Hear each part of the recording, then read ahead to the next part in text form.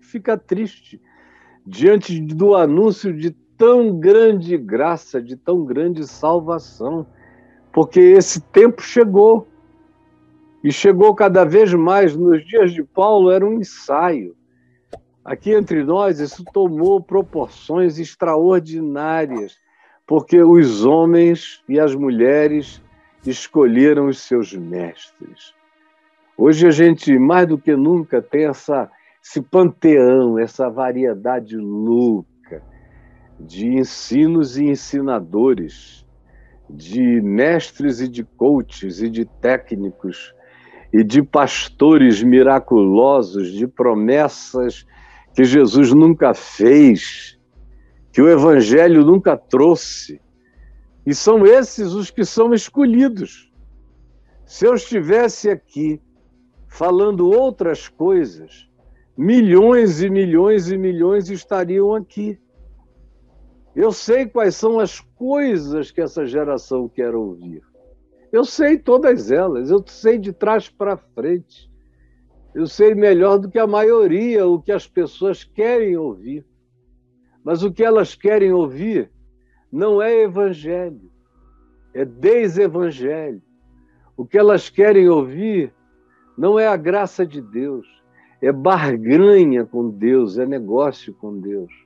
O que elas querem ouvir não é a tão grande salvação gratuitamente oferecida no amado. Elas querem aquilo que elas possam adquirir nos negócios que elas venham a fazer com a religião. Elas querem garantias, como alguns e centenas já me disseram. Uma das últimas vezes eu até ri muito, porque foi um comediante conversando comigo, que falou: olha, eu quero me converter, mas quando eu me converter, eu não quero me converter num evangelho assim, bom como esse seu, cheio de amor, de graça e compaixão. No dia que eu for me converter, eu quero me converter no cacete. Eu fiquei ouvindo aquilo com a vontade de perguntar a ele se ele tinha alguma compulsão masoquista, se ele gostava de apanhar, se ele gostava de um dominador sobre ele, qual era a dele. Porque Jesus disse: vinde a mim e achareis descanso, não porrada. Vinde a mim e tereis descanso para as vossas almas, não tormento. Vinde a mim porque eu sou manso e humilde de coração, não opressivo, agressor e abusivo. Mas tem gente que procura esse tipo de manifestação. Milhares de pessoas me disseram a vida inteira: escuta, o que eu devo fazer agora que você tirou todo aquele peso de mim? Eu não sei viver sem peso. Eu não sei viver sem jugo. Eu não sei viver sem alguém com a coleira em mim dizendo: vai para a direita, vai para a esquerda, vai em frente, faz isso e faz aquilo. Tanto é que o Braulio, quando chegou aqui até o dia de hoje, uma das coisas que mais o chocavam era aquela história que ainda se repete até os nossos dias, do pessoal chegar para mim e perguntar: Caio, o que eu faço? Posso sexo anal? Posso sexo oral? Posso vinho? Posso cerveja? Posso dançar? Porque as pessoas ficaram completamente lesadas mentalmente e estão acostumadas a serem conduzidos sobre ordens de um amestrador que não ensina ninguém a liberdade, nem o caminho da autodeterminação segundo a percepção, a leitura, a consciência e a demonstração do e no Evangelho. Tem medo de decidir, de escolher. Não gostam da liberdade que a graça de Deus dá. Preferem ter mestres perversos, mas dizendo se é para a direita, se é para a esquerda, em quem votar, se pode isso, se não pode aquilo, e elas vão se submetendo, e toda vez que se submetem, perdem a consciência, perdem a lucidez, perdem o livre-arbítrio, perdem a capacidade de escolha, vão se tornando marionetes, manipulados, seres que são puppets, conduzidos pela vontade controladora de loucos que têm como Deus o seu próprio umbigo, o seu próprio ventre, as suas próprias paixões pessoais. Sim, chegará o tempo em que se cercarão desse tipo de mestres. Mestres que vão atender às suas próprias cobiças. As cobiças do povo, eles vão propor o que as pessoas querem.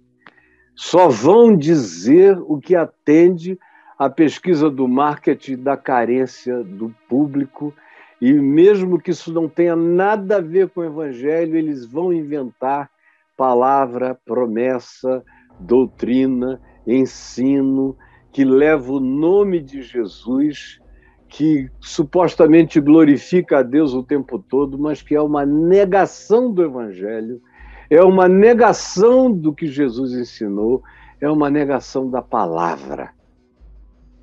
Cercação de mestres segundo as suas próprias cobiças, segundo os seus tesões, segundo os seus desejos, segundo os seus hedonismos, segundo sua volúpia, segundo a cobiça da posse, do ter, do controlar, do dominar. E sim, porque quando eles ouvem a palavra simples, pura do Evangelho, eles sentem um desconforto insuportável. Eles não aguentam o Evangelho puro e simples, dá coceira nos ouvidos, é um incômodo, o cara não aguenta. Tem gente que chega aqui e não suporta 10 minutos, 15 minutos, sai, até porque alguns dizem, se eu ficar aqui eu vou acabar me comprometendo com o que eu não quero. Eu não quero saber. E dá coceira nos ouvidos, incômodo, angustia a alma. Por isso eles se recusarão, tanto quanto se recusam, a dar ouvidos à verdade. Eles fogem da verdade. Eles têm pânico da verdade. Eles sentem abuso pela verdade. Eles preferem, Paulo diz, entregar-se às fábulas, às construções, às ficções, às mentiras, às invenções, às revelações criadas, montadas, às fajutices que são ditas em nome de Deus, assim diz o Senhor, com promessas que atendem à cobiça da vida e do coração que não suporta o Evangelho, mas quer Deus como promessa de fábula, de ficção, de engano e de mentira. Olha o que o Evangelho faz, o que ele produz, o tipo de caráter, o tipo de gente que ele gera.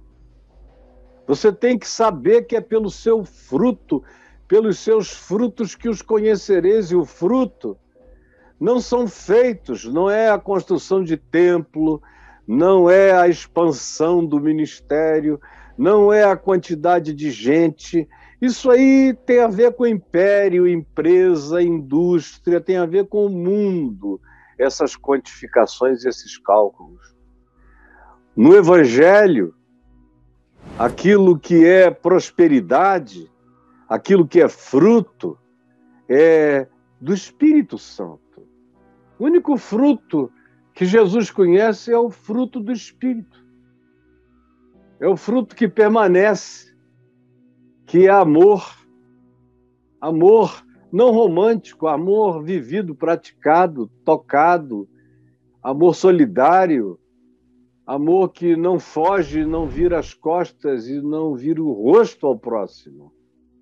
Amor cheio de alegria, alegria no Espírito Santo, alegria e gozo, exultação na esperança, paz que não decorre de circunstâncias, mas da transcendência do amor de Deus em nós, que excede a todo entendimento e que nos ensina a vivermos contentes em toda e qualquer situação. Alegria, paz, bondade, longanimidade, fidelidade, lealdade, justiça, verdade, sinceridade, domínio próprio, autocontrole. Esse é o fruto. Se você tem 1 milhão de pessoas com você, mas você tem que disfarçar quem você é o tempo todo, porque na intimidade você não dá esses frutos, você pode ter e fazer o que quiser fazer, como Jesus disse. Pode expulsar demônios, profetizar, curar, mas ele vai dizer: eu nunca conheci você, porque eu só conheço o fruto que você dá. Pelos seus frutos os conhecereis.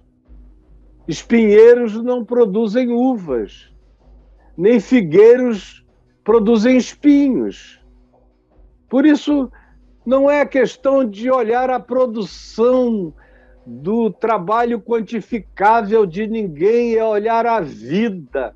É a vida que é a palavra, é a vida que é a carta escrita, é a vida que é a epístola, é a vida que é o Novo Testamento, de quem creu no amor e na aliança de Deus com os homens, é a vida. Tu, porém, ser sóbrio. Por isso, o primeiro apelo é para o caráter, para a mente, para a lucidez, para a atitude, para a sobriedade em todas as coisas, para a perseverança, para não ficar preocupado quanto a ficar só ou não ficar só, se tem muita gente contigo ou não, se são em seu favor ou contra você. Suporta as aflições, suporta a perseguição, suporta a contradição, suporta a rejeição, suporta a gozação, suporta o fazer pouco deles. E, enquanto isso, faze o trabalho de um evangelista, de quem anuncia a boa nova do evangelho. Prega as pautas de Jesus, a mensagem de Jesus, e encarna isso. Cumpre cabalmente, plenamente, encarnadamente, integralmente o teu chamado, a tua vida, o teu ministério, porque os tempos são esses. As pessoas sentem coceira no ouvido, como Demas, que não aguentava mais e resolveu ir embora, como Alexandre o Latueiro, para quem a palavra do Evangelho se transformou numa coisa insuportável, para tantos outros que, quando me viram aqui presos, no apagar das luzes, disseram: isso tudo não era bem assim, quem sabe Paulo se equivocou, e começaram a encontrar outras alternativas, outros caminhos, uns desvios, a tirar coisas, a acrescentar coisas, a tentar fazer com que o Evangelho fosse adaptável para o contexto, para aquela hora, diminuindo o escândalo da palavra, o escândalo dessa prática, o escândalo do chamado desse amor que quer ser encarnado, vivido, que quer sofrer as consequências de andar com Jesus, que não tem medo de segui-lo, que não fica medindo quais serão as consequências, que aceita as implicações, que não olha para trás, que não vira mulher de Ló, que não sente saudade de Sodoma nem de Gomorra, e não sente saudade de nada. Em Cristo encontrou o abraço eterno, a promessa eterna de vida, de ressurreição, de esperança, de invencibilidade, de vitória, de tornar-se mais do que vencedor pela frutuosidade que decorre da experiência do amor de Deus em nós. Tem gente que não quer fazer parte de um grupo que não tenha poder, porque não tem poder político, não tem poder econômico, não tem poder financeiro, não tem poder no que diz respeito à capacidade de persuadir de qualquer modo, a qualquer preço, não tem nenhum esforço manipulativo, não tem nenhum truque. É tudo limpo, é tudo simples, é tudo o que é, tudo com a cara para fora. é tudo sem armação, é tudo sem magia, é tudo sem promessas que não se pode cumprir, é tudo na clareza do chamado à perseverança. E Jesus disse, numa pergunta que merece uma resposta por você do dia de hoje. Ele disse, perguntando, quando vier o Filho do Homem, porventura encontrará fé na terra? Me responda. Quando o Filho do Homem vier, ele vai encontrar fé na terra? Qual é a resposta que Jesus deu a essa pergunta? Ele fez uma pergunta retórica. A resposta era, obviamente, não. Obviamente, não. Quando vier o Filho do Homem, encontrará, porventura, fé na terra? Ele encontrará muita gente religiosa, muita gente dizendo, em teu nome fizemos. Ele dirá, muitos virão, dizendo, em teu nome fizemos, acontecemos, expulsamos, profetizamos, curamos, levantamos fundos, construímos grandes ministérios, mas ele, Jesus diz, eu lhes direi explicitamente, apartai-vos de mim, malditos, pervertedores dos santos e retos caminhos do Senhor.